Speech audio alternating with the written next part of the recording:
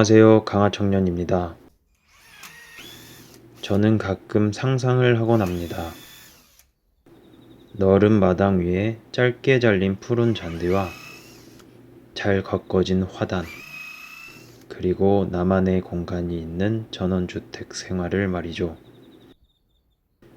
이런 저와 생각이 비슷한 분을 만나 썬룸 시공과 가드닝을 하게 되어 영상으로 기록하게 되었습니다. 제가 처음 현장에 방문했을 때는 앞마당에 비해 뒷마당 활용도가 그리 높은 편은 아니었습니다. 이 공간을 최대한 효율적으로 사용할 수 있도록 디자인을 했는데요. 첫 번째로 중점을 두었던 부분은 일상생활에 불편함이 없이 실용적이어야 하는 것이었습니다. 썬룸이 위치할 장소가 협소했기에 담과의 공간을 최소화하여 밀착시켰고, 건물 외벽과의 거리는 사람이 지나다닐 수 있도록 약간의 여유를 두어 설계했습니다.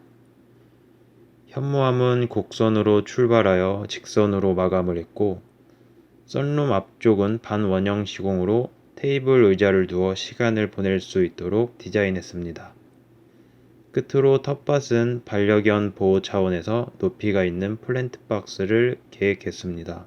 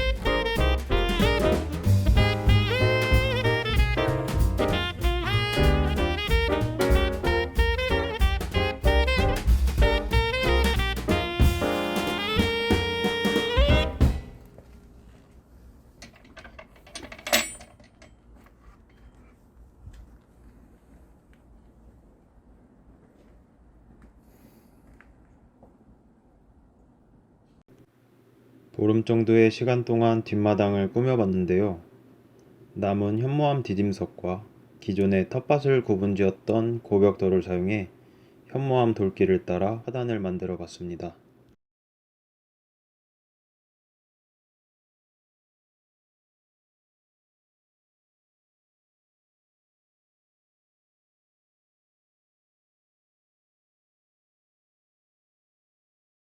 플랜트 박스는 방부목을 사용해서 제작을 했고, 이제 돌길을 따라 썬룸으로 이동해 볼게요.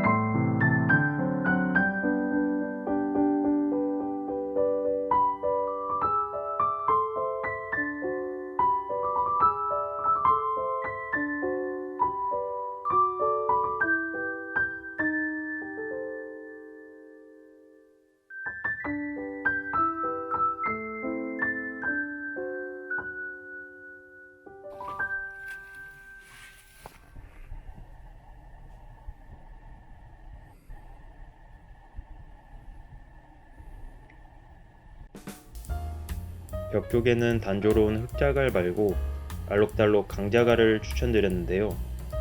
비 오는 날 색이 짙어지면서 무드를 더해줄 거예요.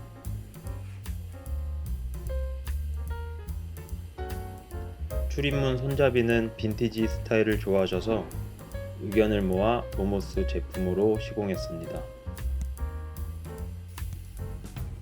끝으로 반려견 보호 차원에서 성인 무릎 높이 정도의 울타리 시공을 원하셨어요. 안전상의 이유와 아기자기한 느낌을 더해주기 위해 라운드로 디자인했습니다.